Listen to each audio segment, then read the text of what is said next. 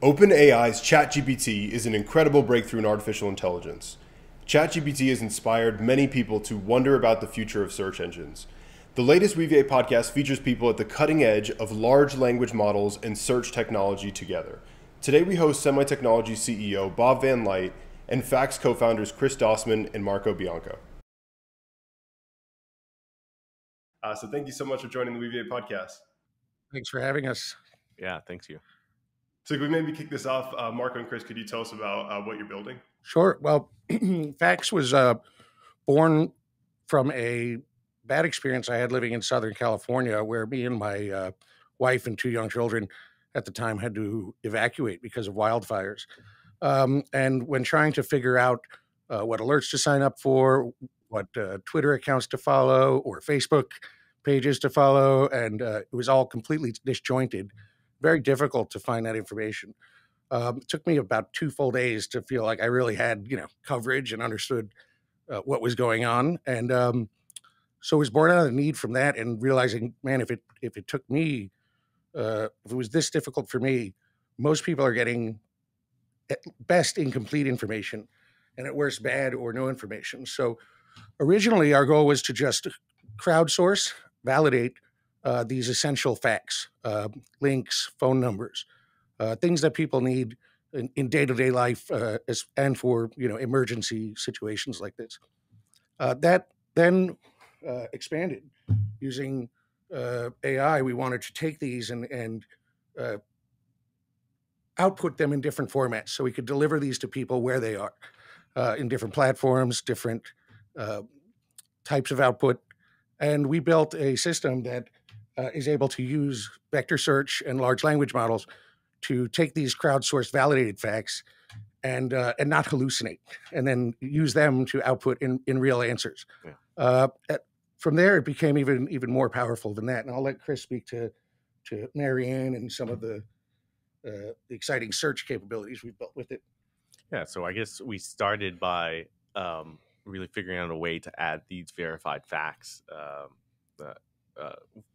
and have them show up in the output instead of having hallucinated facts, like Marco was saying.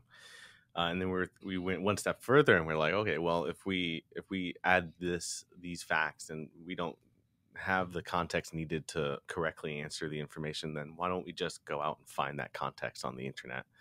And so that's when Marianne was really born. It was a large language model connected to the internet that understood when it didn't have enough information to correctly answer the question, and it just keeps on snowballing from there. So now we can answer not only local and essential information, but information about all sorts of items. And not only can we answer questions, but we can actually write content with all of these verified facts in it. So it's been really exciting. Couple of, well, like at this point, 6 months, and I imagine it's going to get even more exciting as we continue down this path. It's definitely a need for it. I mean, Marco talked about his wildlife story, and just a story on my end. My wife's Chinese. We're trying to go through the process of getting her to get the green card in America. And it's so obtuse, so disjointed, all the information, what you need, what documents, who you got to send it to, when, the timeline. We were forced to hire a lawyer, and it seems insane, because it really should just be like a sort of checklist kind of process.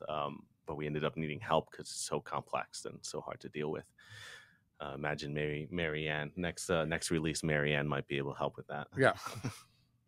Yeah, super cool. I think the topic of solving hallucination language models with vector databases is such an exciting direction for Weaviate, and combining with GPT advances.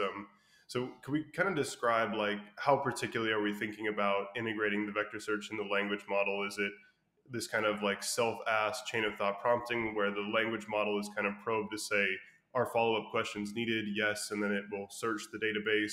Or is it just kind of the idea of you take the query or previous generations and use that to search and then just kind of append it?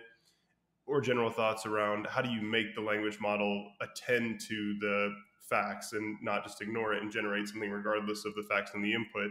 Is this maybe with prompting? Does this require additional training? So kind of the thoughts on how exactly to...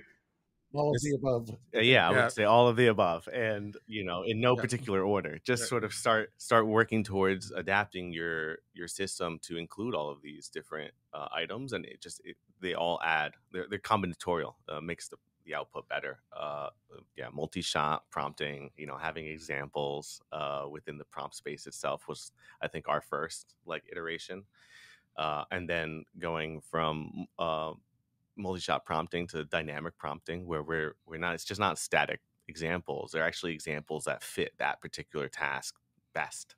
And that's being pulled from a vector database of known good examples, and we keep on adding to those over time so the capabilities improve, and that's just special prompting.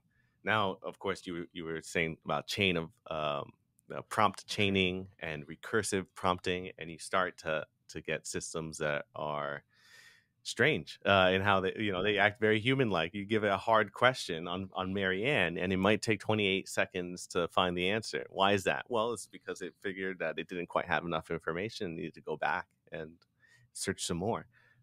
So it's a obviously we don't want to tell you exactly how we make the sausage and the seasonings that go into it, but it is a hodgepodge of many different things coming together. Fine tuning is funnily enough one of the last things I think we're focusing on right now, because we find the output from the prompting is so good that we'll be able to bootstrap enough examples, good examples, in order to fine tune later on. So maybe a later step. Well, I mean, even the context, the context retrieval model we've been fine tuning to match questions and passages from text much more effectively than what you can do when you don't fine tune. So I guess that's one area we've really pushed on that method. But there's always more coming out, right? And I think that might be where a lot of the improvements are coming from for ChatGPT. GPT. I'm not sure if it's just the model that was innovated on. I think they also started to include some of these advanced prompting techniques, recursive chain of thought prompting, and I'm sure a persistent knowledge base that, because it does respond to, and maybe I'm going a little bit off topic, but it does seem to respond to previous conversation that you had. So there's definitely a potentially a lookup, vector-based lookup for previous context when it's generating the new answer from it. I like how the model is very Dutch. So I asked it something, and then I asked the same question in a different way, and it responded "As I told you before," and then it just so no, but just to quickly build on top of what you're saying. So what I find very interesting also from our perspective, because what is of course what's very interesting, right, is that the collaboration basically that we have is that companies and people like yourself building products on top of something like Weaviate, right? So whether it is part of the stack of the secret sauce, I guess, right? the what I find interesting is the difference in the model between language understanding and having information or producing information and knowledge. And what I mean with that is the following: it's you have these statistics, right, where it says I don't know, 98% or something of data is behind closed doors, and the rest is out in the public.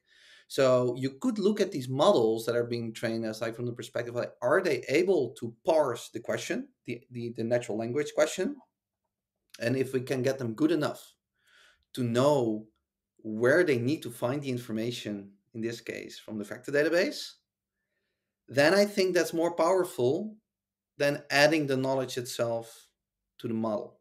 Because the problem is that if we keep adding the knowledge to the model, then you need to keep fine-tuning the model, keep updating it. But let's say that the model does not know, just for the sake of argument, what Weaviate is, right? Or no, actually, an even better example is something where time plays a role. So well, I saw here in the back, I have a D'Angelo record, right? So let's say that tomorrow, all of a sudden, he would release a new record, and I would ask the model, what's the latest D'Angelo record, right? Then it would give me the wrong answer, because the training data, of course, had like that latest record. I think what's very interesting is that, and that's also what we now see with GPT chat or chat GPT. I always forget what way around it is, but thank you, is that is that sometimes it also responds like, I have no connection to the internet. And that is something that I find super interesting, because what you then can do is that if you can ask a question like, okay, what's in this very specific example, what's D'Angelo's latest record? And it can parse that query and then basically ask the vector database, like, hey, wait a second, tell me something about, the representations for like D'Angelo record and those kind of things. And it gets back a top 10 result, and then it parses the results and returns the answer. Then that means that you can keep updating the database and getting these answers back. And what I find very interesting for companies like yourself is like, going back to that number, 98% of data is behind closed doors. So in the example that you gave about the green card, maybe that's a beautiful business for you to sell to law firms, where you can say, hey, if you have specific data internally that could answer these kind of questions automatically, then you're cutting out the middleman to answer these kind of questions. Incentive structures. Yeah, exactly. We even hope to do that with government agencies. You helped offload a lot of the work from county clerks, for example. Hundreds of emails and phone calls for even the smallest of counties that could be answered using this, and also help expose data. Exactly, the 98% behind closed doors is a good is a good topic, because there is, especially with essential local information in government and municipalities, there's so much behind closed doors. We hope to point this at those data sources and really expose it. But it is interesting. I mean, it is such a limitation of models that the corpus, ChatGPT, I believe, is up to 2021, July 2021. So anything temporal that happened since then just doesn't exist. It's an opportunity for us. I mean, they for some reason they won't connect it to the internet, but we're happy to. No, but I mean, and that's like two options, right? So you have like connecting it to the internet, but you also have the opportunity to enrich it with very specific, build a knowledge base.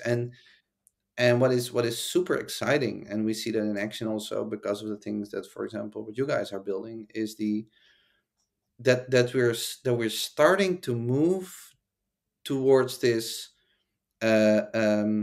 this natural language interaction with these databases, or these data. And the reason I find it so interesting was that one of the early ideas, or like the things that sparked also the idea for Weaviate, was that I was very into the semantic web, right? And the problem was that we needed humans to agree on, nouns and those kind of words, in advance to describe things. And that simply didn't work, right? So you get like these noun lists and these keyword lists and those kind of things. And then these being able to having a conversation like we're having now in a certain context, that I think these vector search engines were like actually the models first, of course, and then out of that came the idea to store the information, but then you could actually start to interact with these systems. And then now what you're describing is like a third step. So what if you can really interpret what somebody's asking, or even keep context in what people are asking, and then send it back to the database? So the opportunity just keeps growing. Yeah. Just to build off a little bit what you're saying, Bob, there's definitely a capability overhang when it comes to large language models. What we currently have is way more capable than what we are able to tease out of it now. And I think that's because, like you said, we keep on falling back to what's worked in the past, which is more data during training. And maybe that's not it. Maybe actually these large language models are capable enough that if we put them into designed systems, we can get them to do things that they would never be able to do otherwise. Like when it comes to Marianne, being able to give you the right answer faster, uh, right? Or when we think about helping county offices deal with all these questions, pointing them in the right direction. Well, none of that's using fancy, state of the art large. It's not using 500 billion parameter models. It's DaVinci 2, but used in maybe a correct way. Right. It often reminds me of the introduction of electricity in London for the factories. It actually took 10 years before efficiency numbers, profitability went up. Because when people first started using electricity, they were just using it in the way that they used to use steam. And actually, all of the benefit comes from now you can reposition the machinery because you don't have to deal with steam pipes delivering power. You just have these cables. So we're at a similar situation, I think, with large language models. And it's part of the reason why I think it's coming way faster than we can imagine, because really what's holding us back is just the spark of imagination to put an algorithm down that's able to handle situations as they come, and then when it maybe understands what it knows what it doesn't know, and then searches for that to try to fill in the gaps. Yeah, no, I like that very much, and I think so. I think a lot of people liked about the model was like the answers that it was producing. Sometimes like funny, or sometimes it was like the correct answer, sometimes wrong answers. But what actually was exciting to me when I saw it was that it was parsing the question. So it was like, and the moment I saw it's parsing my question, I didn't care anymore if it would give me the right answer or not, because I was thinking about that 98%, right? So I was thinking like, if it can parse that question, then with on the infrastructure level, the database, but like on an application level, what you guys are building, is like there's so much opportunity now in literally every industry. So it's funny. It's sometimes when I talk to people, and then sometimes when I'm like at a party or something, right? So people who might not necessarily listen to vector search related podcasts. So and they say, so what do you do? And I explain what I do. It's like, I'm in search. And then sometimes people go like, who needs search? And you're like, what do you mean who needs search? Everybody. And I am more and more starting to understand like people are unaware that if they, for example, type something in such a chat window, there is a search happening in that knowledge base. It's everything is search. So if we really can take that next step in storing the information in a way that it can be processed, but then also parsing the information to the models, that's super powerful, super powerful. Yeah, and that's where vector search is so great, to understand the meaning of that search and match that with the text that we're pulling from various places, and just joining those meetings. I mean, it would not be possible without vector search. Yeah. No, I agree, and it's the that's sometimes when I talk to people, is that I say like, so one upside that we have with machine learning is that in these kind of situations, I always like to call that a little bit tongue in cheek. I like to call it like the magic of machine learning, because when people see it, they're like, whoa, that's amazing. It's like that you do like a card trick. So it's in under the hood, it's just software doing stuff, but just when people see it and observe it, it's like it gives a spark to it. It feels like magic. Yeah, exactly. And I think that is what gets also so many people excited, so that they're like, hey, but now if I can really start to interact with the systems. And when I say interact, I don't even mean chat based interact, but natural language based form of interacting. I think that is so, because we keep on, because it's the status quo, right? But we keep underestimating how incredibly difficult it is to turn a search like a question that an end user has into a query if we don't exactly know what they're looking for. That is extremely hard. So these models helping in translating the natural language questions to structured questions that we can query databases and get these results back. Yeah, that's super powerful, super powerful.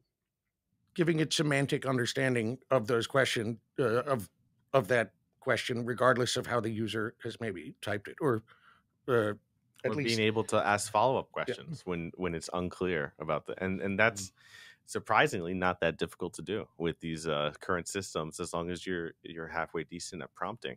You can build these follow-up systems and train them over the course of a couple thousand examples to perform really, really well, at least to cover 95% of questions that you might get, which Exactly, and I find it very interesting because nowadays you sometimes see these interviews on like these YouTube channels, like with like language philosophers and those kind of things, and that's also kind of like of an an interest of mine. And then these philosophers always they make sure that everybody understand that the machine does not have semantic understanding of what something means. But from my perspective, I look at this very different because I understand, I get where they're coming from, but the point is just being able to parse the question, right, and put that into context, and then know from what where, in this case in vector space, where that context is stored, that you can retrieve that information, what we in the industry, I guess, call semantic search. That is what makes it so exciting. I really think that even developers, right, so even developers might sometimes not be aware how extremely hard it is to parse a question and to know where to find the answer, even if you have the answer. So it's a very human thing, right? Like that matching a question to information, or at least where to even look for that information. It's very human. It's and very, very difficult. without vector search, we're back to keyword based searching, and that just doesn't work. It's just not nearly as capable. I want to jump in quickly on this idea of this conversation around not understanding meaning. And there's this great paper that went out. It was called Climbing Towards NLU on Meaning and Understanding in Language Models. And the picture is painted like this. There's two people stranded on desert islands, and they communicate with an underwater cord, and an octopus is intercepting the cord, and it learns how to mimic the language such that it could cut it and then talk to the other person, and you don't know it's the octopus or the person. And so that's kind of been like the example that's saying the language models are just mimicking the text. They don't act in it. But I think now what we're seeing with ChatGPT and building on Instruct GPT and reinforcement learning from human feedback is that it is embodiment, because the language model is being given some kind of instruction, like write this in Shakespearean style, and then it's predicting the tokens, but then it gets that kind of feedback signal. So I think it is now embodied, and I think that kind of idea that it doesn't have meaning or understanding, I think that we're actually moving past that. And I think this reinforcement learning from human feedback idea I think is being underappreciated. Like, you still see people reacting to ChatGPT like it's just predicting the next token. Well, it's not. It's also has humans labeling how well it's following the instructions, and I think that's just a significant difference. I just to add a little bit, I maybe I don't see it as a difference at all, actually. And maybe that is just intelligence. It's picking the next right word, right? How much of really great podcasting is just knowing what to say when, right? Predicting the most effective. Like, maybe we have that ability internally as humans, but we're just now getting to the point where we figure out how to do it with computers. And I'd like to think that there is the same type of intelligence that we have for natural language processing. They are gaining, like, at least the ability. And it's truly, I think, intelligent. And what's missing is the persistence aspect of it. Like, the problem is none of these systems persistently exist over days, weeks, months, years, and so have no ability to form like long-term memories, and I think that's when we would start to wonder whether or not they truly are intelligent, when they have that persistence. They're sort of like at call right now and only exist for a short time before they're scrubbed and then like refresh somewhere else. again, I think that's where vector databases, I'm sorry, come in, because the vector databases is that persistence. Yeah. Vector search is that persistence. And what is intelligence but being able to do the next right thing based on your associations that you've learned? Yeah. And what is, vector search, the association, it enables those associations. It really is powering those intelligent systems.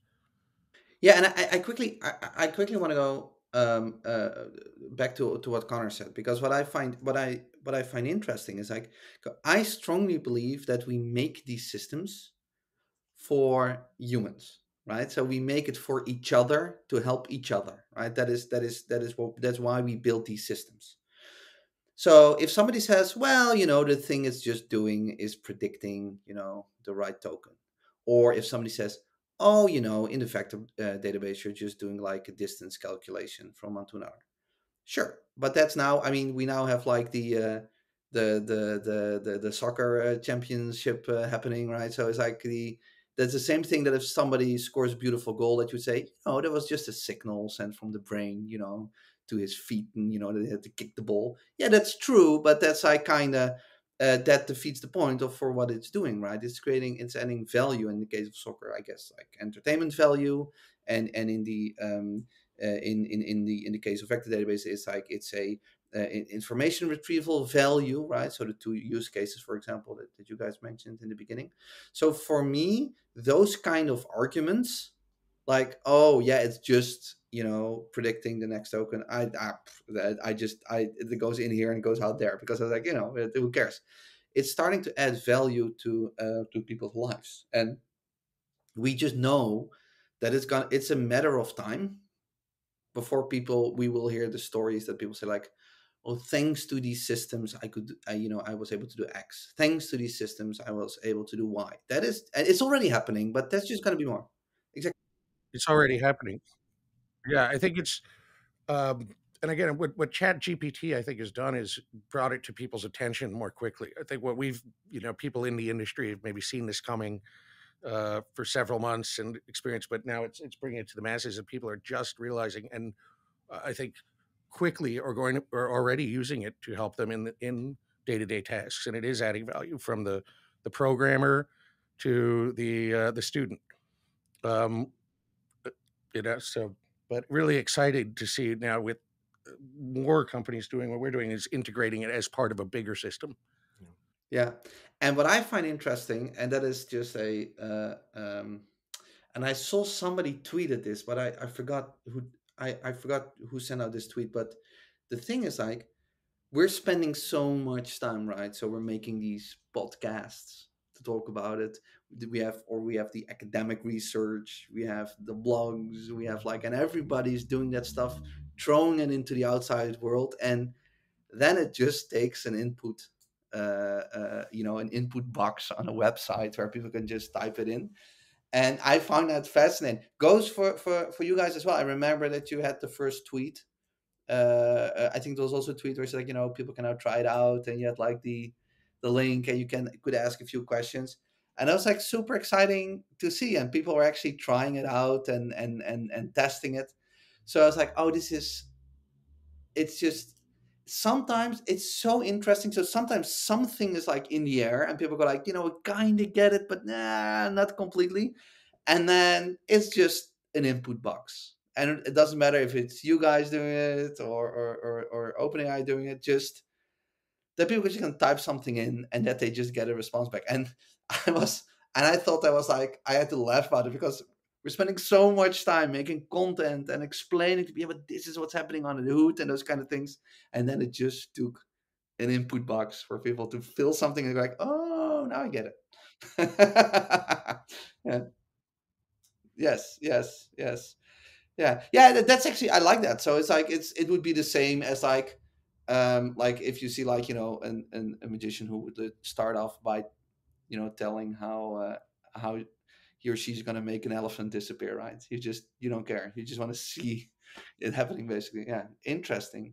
So I'm curious to hear what you guys think that you might see happening, because very interesting for somebody like myself, right? It's like um in our case, we're like an infrastructure database provider that helps in this stack.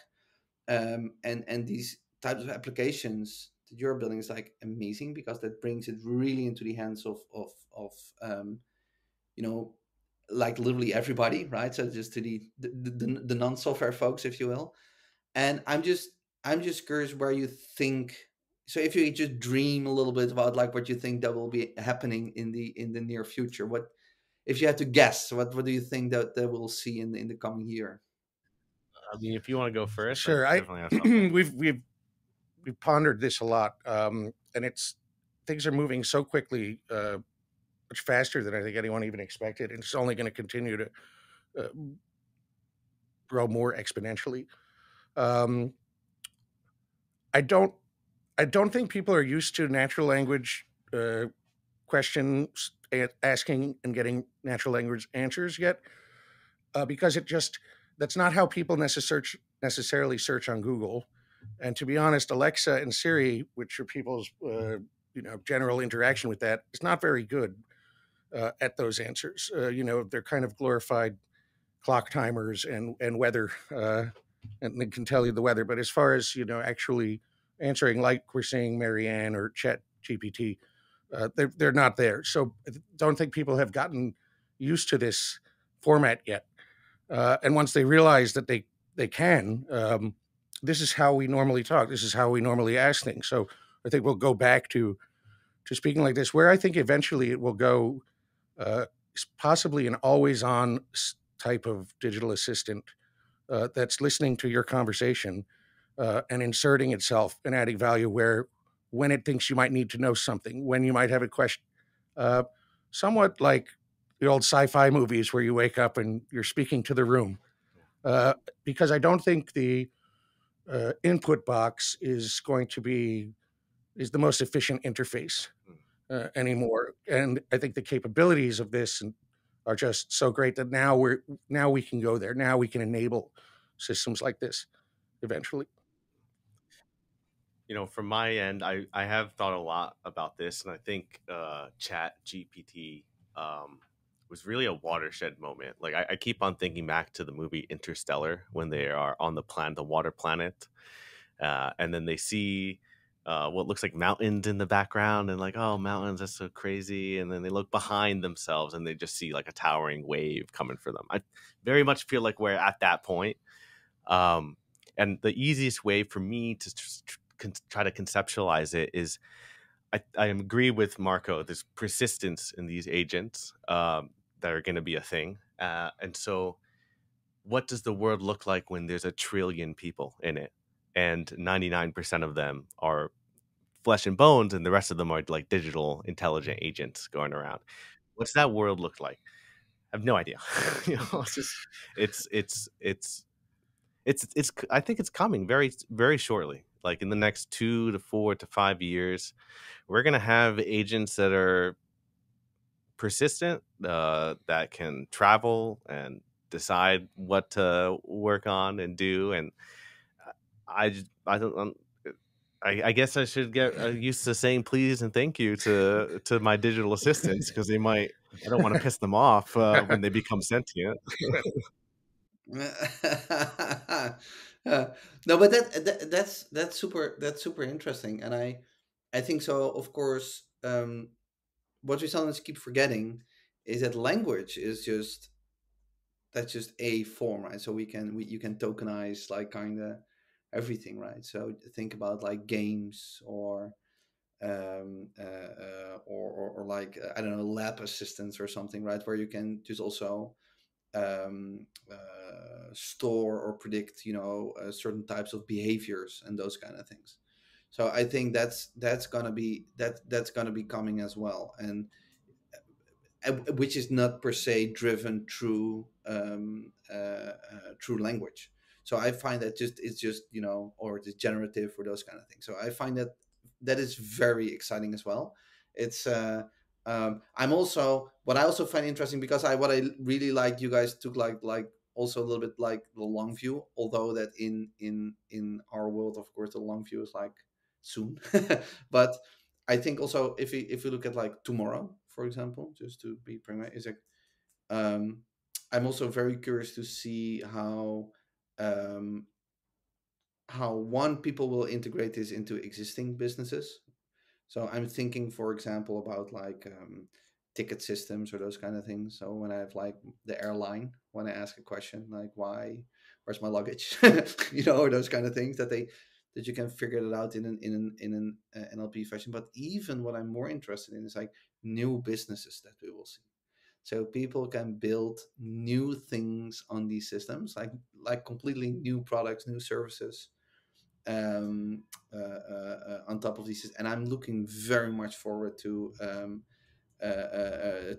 see what's happening there, right? So I saw, for example, recently I saw there was an based on a generative model where you had certain voices of famous actors, and there's like a startup, and that they say, well, rather than actually hiring the actor, right? You just give us the text, and then we have the actor,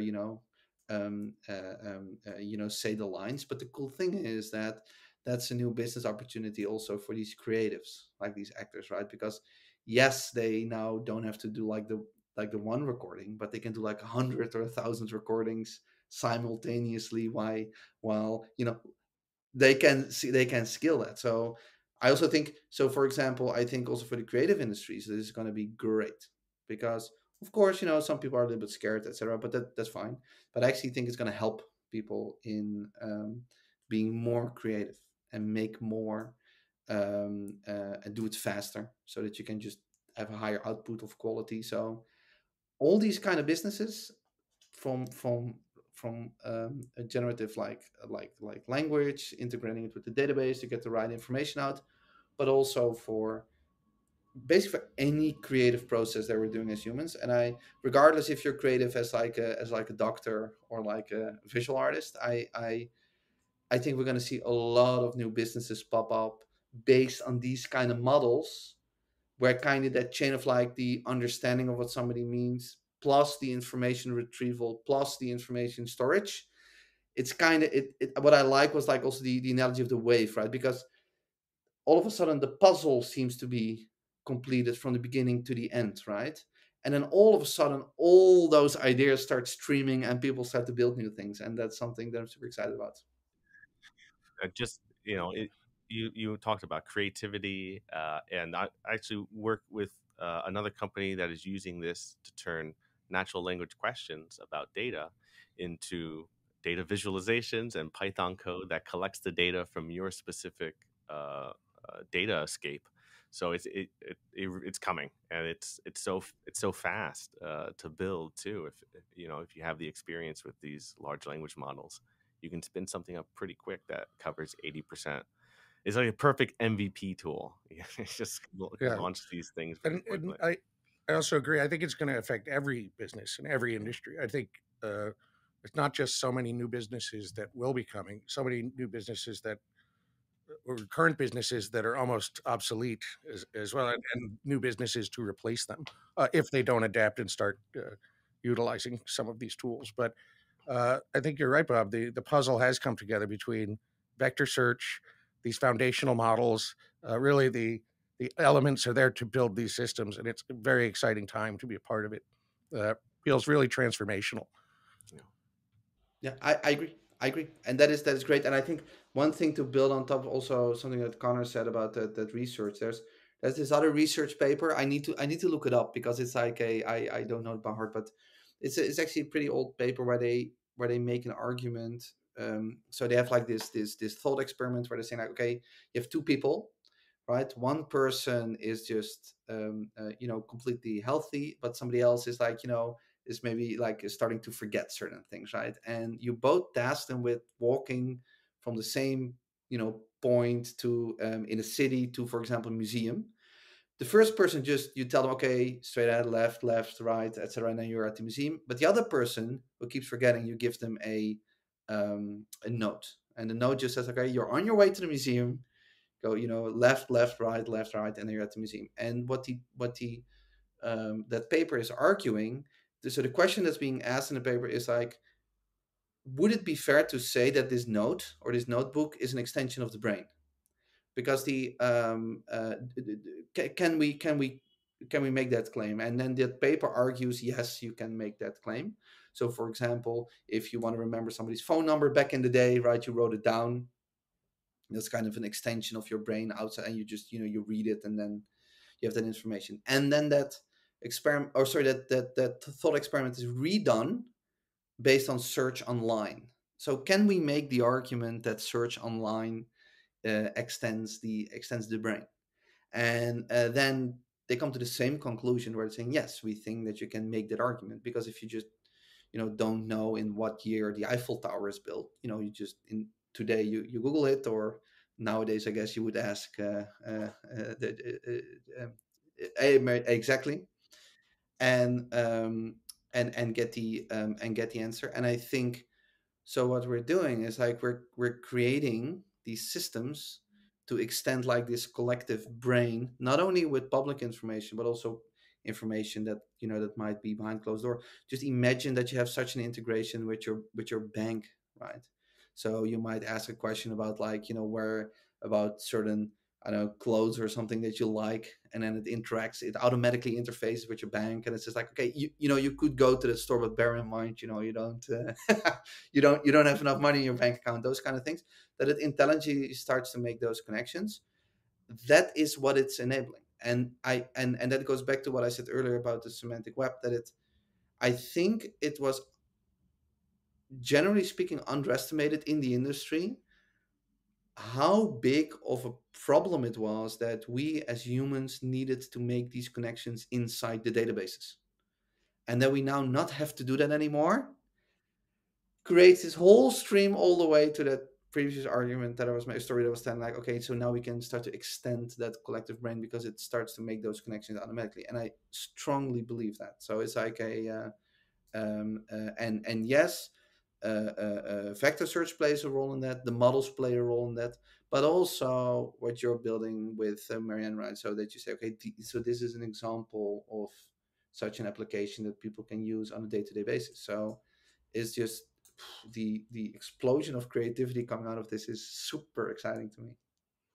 Yeah, I think we don't even realize how smart we can be also. And kind of on this user interface is one thing. I kind of want to bring up this multimodal idea. And I saw this one demo from Anthropic or Adept. I always mix up the companies, and I'm sorry if anyone's, but what it is it's like recording your screen. So you say to GPT, like, I'm trying to import 1 million data objects to Weaviate, and then it'll watch my screen. It'll watch me like go in my terminal, download the Docker Compose. It'll watch me interacting with the web, and then it would like suggest things on the side. So it's kind of like a different interface compared to where you talk about the data visualization, and you imagine like, okay, I got this matplotlib error, so now I need to copy and paste everything, give it to the chat window, compared to something that's like always watching you doing your task. Exactly. I think that always on type proactive assistant to maybe deliver the results versus waiting for you to ask for it. Yeah. But you got to think from a computational efficient energy efficient standpoint. What is better, the specific tool that runs on very low cost hardware and software versus an adapt like tool that you have to push 1080p video to a system, embed it. What's going to win out in that situation? Well, I think for people who can afford it, the always on everything assistant is going to be the thing to do. But you might need the best hardware on the planet to run it. Right. You might need to have the knowledge and capabilities of launching a server with a couple GPUs in order to get it going. And at that point, maybe it does make more sense to go to that specialized tool that just turns I understand I need a data science thing. I'll go to the data science tool and then work with that in order to reduce the cost. I mean, it's going to be a very interesting landscape of, I think the obvious or the first thing to think about is like, there's going to be like one winner take all. But I think because of the hardware constraints on these systems, there's going to be plenty of room for the more specialized low cost tool in that new landscape. So don't know. And we were just talking about this yesterday about what's going to win. Is like, does FAQx have a chance? Is it going to survive when GTP4 and ChatGPT 4 come out? I think probably at least for the next 5 years. Yeah, for sure. There's going to be that, especially if we partner with like organizations that are going to exist despite the introduction of AI, like governments or local communities, like integrating directly with them and helping them like transition and start using these tools in a way that's helpful for them. Yep. And solves their everyday problems. Not everyone's a coder, right? So No, exactly. But I think so. They're like, if I may, I would like to unpack two things about what you're saying, because something that I find very interesting is the um. So two things. So the first thing is like the So my work is right. So I'm like in software business, right? That's what I do, and that's how I make for since forever a living. And and I'm always very interested in these laws, right, that start to appear, like, hey, you have like I don't know, Conway's law, those kind of things. So they're things we're learning about what software is doing. And one of these laws is that and that's not per se from digital business, but it's something we especially see in digital business, is like that the solution that brings the least amount of friction is something that people are willing to use. And even if they get enough value from it, they're fine, to just, look away with certain, situations. Like, for example, with like now with all the chat applications, or these always on situations where you might like, maybe I don't know where that information is going, where that information is being stored, but it gives me so much value that I'm willing to do that. I think not to divert too much from the subject matter, but just to make my point, is I always found it very interesting with like everything that's happening also like in cryptocurrency, right? So because that's like outside of my realm of expertise, but it happens also in business. And what I found fascinating, that the claim was like, okay, you're going to have a private key, but these things are hard to use. So now you get like digital banks, right, that store that information.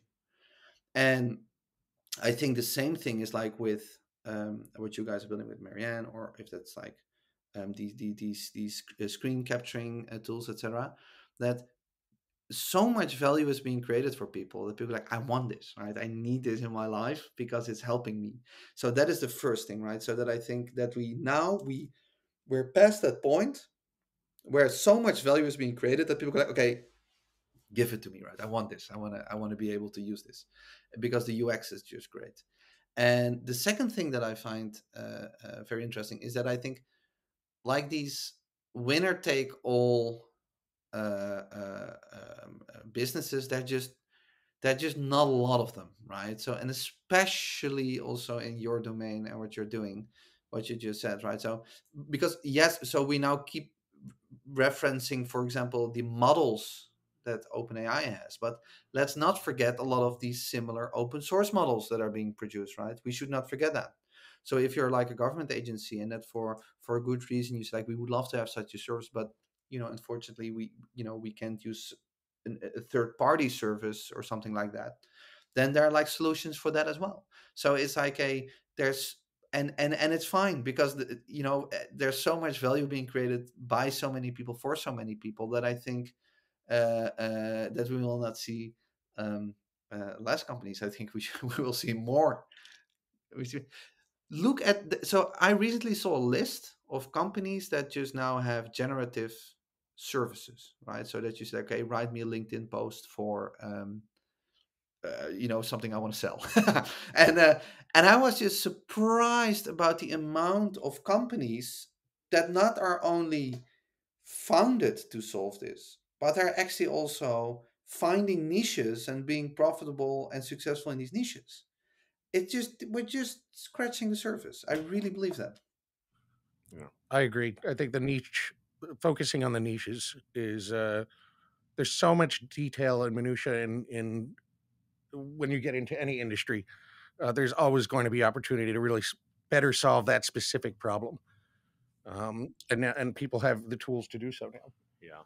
It makes you think also, maybe actually that winner take all business is just the one that can turn a natural language prompt into like pointing to the right niche service that can best solve specific prompt. I mean, it's very interesting. Just I want to touch base a little bit what you said earlier, because I think it resonates with what we've experienced. Is that we've started with GTP and DaVinci and the new Instruct GTP, but then what we find is actually once we get enough usage on our product, then we have all the data we need to train our own open source, fine tune our own open source models, and just hop off of the GPT ecosystem, at least until the next best thing comes along, and we figure out how to do that really well and rebuild our examples and then fine tune our own system. So it's, there is definitely ways for people to grow and get value from using a third party like Cohere or Open. I want to give some love to the other people, the other companies in the room as well. Can't wait till Adept releases. If anyone here is working on Adept, please hit us up and let us get some access to the API. We'd love to use it to help make people's lives easier in terms of actually doing the actions. Like, hey, can you apply for a green card for me and my wife? All right, Adept, take it away. And that's what's coming next. Is actually, now we're helping people find the right answer faster. Yeah.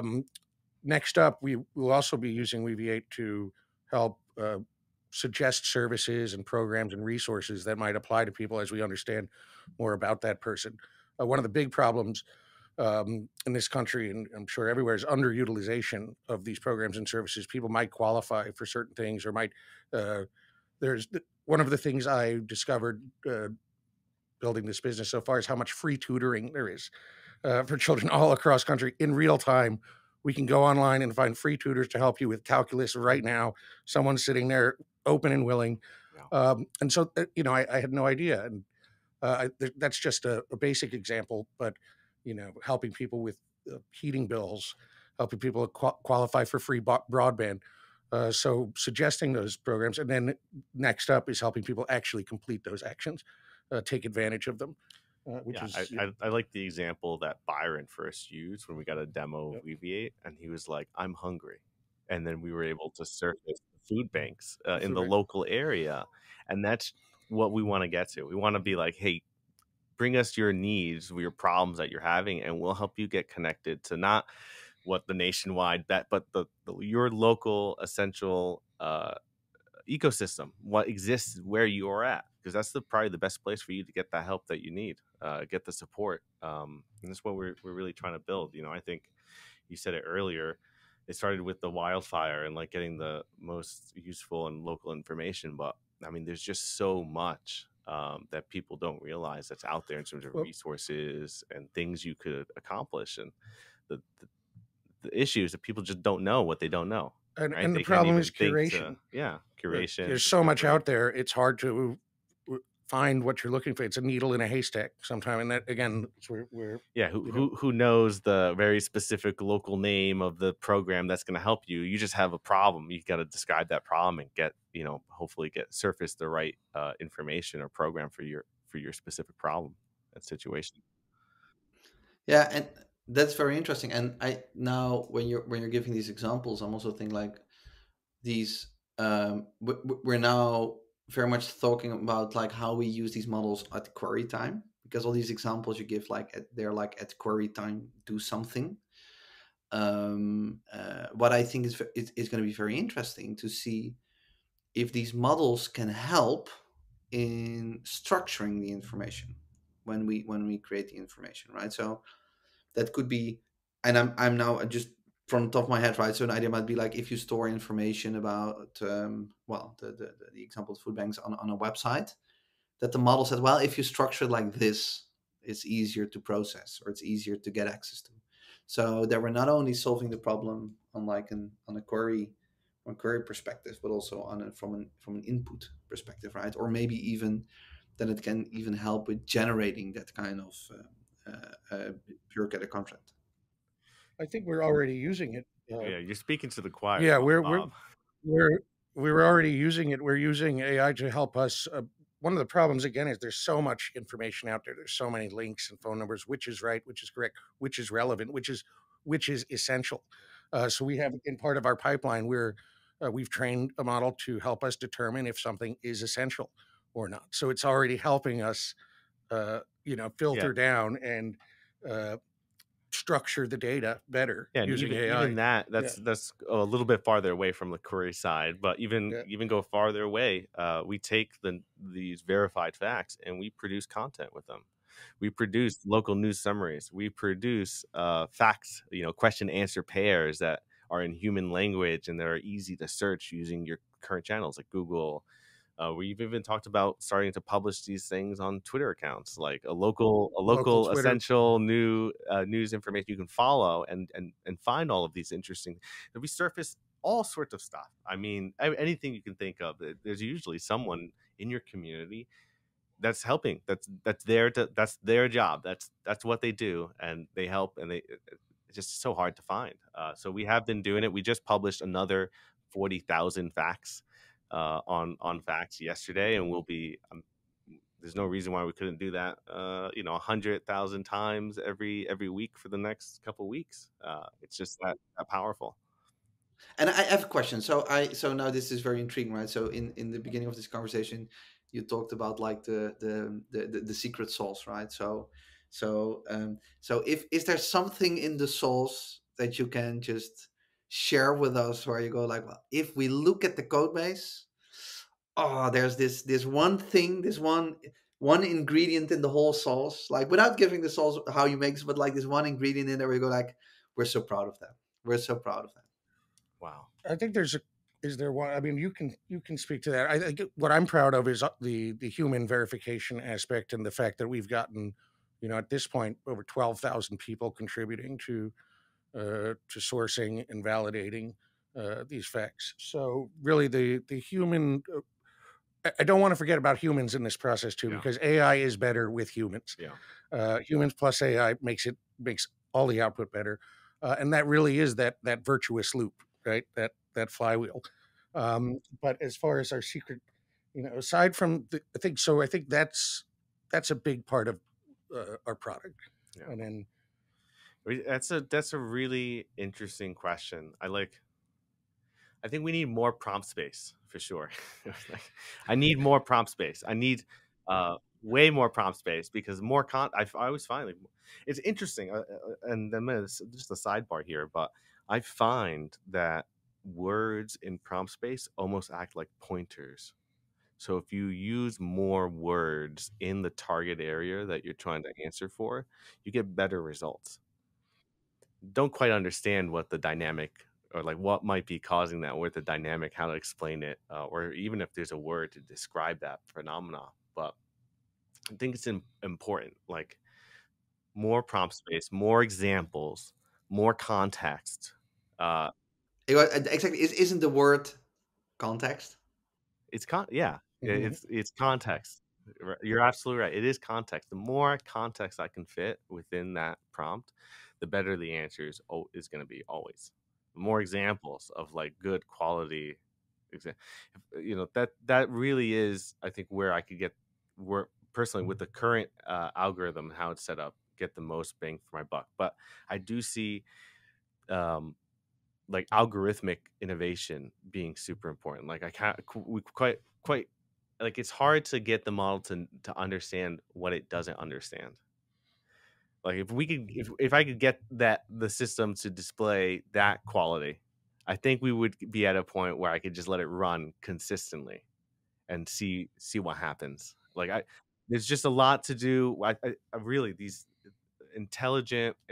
We have a new paradigm. It's not von Neumann machines. It's something else.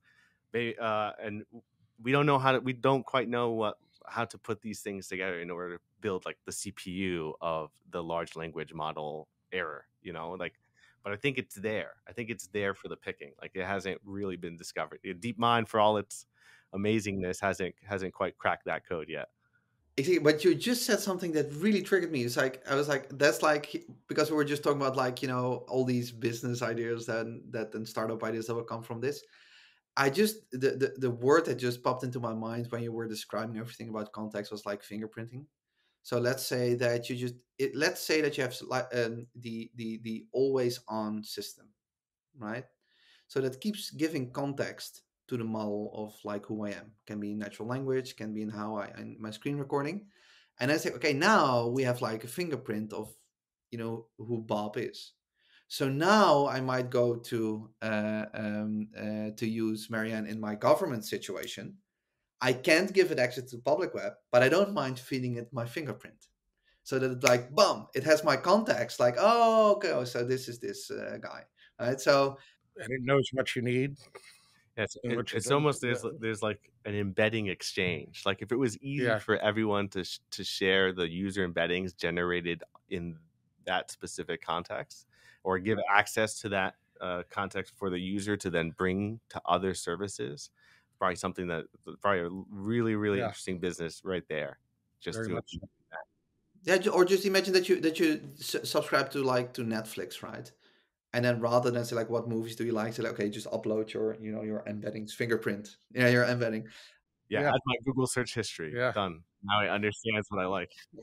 Yeah, but what I find interesting about the embeddings is that it's so if I go into a bar and have a conversation with somebody I've never seen, right? Then you have a conversation and a little bit of context is going back and forth to figure out like, okay, do I have a connection with this person, right? Is it interesting to have a conversation about whatever. I don't have to show this person my Google search history for this person to go like, oh, this is an interesting person to talk to. I'm like, oh no, I'm not gonna just approach this person with a, so, and that is, I think, what these fingerprints could do is is that you basically can say like, hey, wait a second, it's a way without like giving all that information about myself, where I just more like have a representation of me basically in vector space, if you will. Yeah, I mean, it's a dating app for those embedding is what you're describing. Even it's very interesting. It's good too because it's actually privacy preserving. It's the only information you're transmitting is your relationship with that user base in that service. You're not actually showing them your Google search files. Just how similar you are to one user or the other, which I think is another really great thing because it's a lot in terms of mental barrier. I don't feel bad about sharing. I would feel bad about sharing my entire Google search history to everyone, but just the embedding this 256 long character string, boom, easy. Yeah, and I think that might actually be like a nice, even like a nice. How should I say, like a conclusion of this conversation, right? Where we say like, okay, these we it's like over that tipping point on multiple levels where it's like good enough to give people the right value, and the way that the information is stored and the way that we query the information is so radically different from how we're doing that in like 5 years ago and before, that the amount of opportunities for people to build new projects, make new models, build new startups, build new businesses, help people, right, doing new stuff, is just this is going to be tremendous. It's like it's super exciting. It's really cool. It's really cool. It's really good that we're part of it. Actually, I'm really glad. It's kind of scary at the same time with how quick everything's moving, but been really happy that we're actually here, and I think the problem that we're trying to attack is a really good one too, and one that's would often be ignored. I mean, you see how popular stable diffusion is, but not quite how popular trying to solve the local everyday stuff. Yeah, exactly. No, it's and it's been great working with you guys. Thank you for the support as well. We couldn't have built this without Weaviate. Yeah. It's, and to echo what Chris said, it really is an exciting time. It's amazing what's coming out every day. It seems like every other week, and it's great to be a part of it. It's great to use it to solve real world problems for real people. And we just excited to see what comes next. Excited to be in the space and just be a part. A transformational time in history, I believe. No, it's fantastic to see what you guys are building, and it's fantastic. It's just awesome. And I remember that I tried it out. I was like on our Slack channel, that I was like, oh shit, this is awesome. Thank you. Thank you very much. Yeah, well, Bob, we look forward to setting Marianne up for Weaviate to answer some developer questions. I know the Slack can get kind of crowded with all the questions that you guys get. Maybe we could just hook up to your documentation and the issue tickets on GitHub and sort of automate 90% of your work. That would be nice if you can automate my work. So and that's the great. That would be great. So thank you so much, guys. Thank you. Thank you for having us on.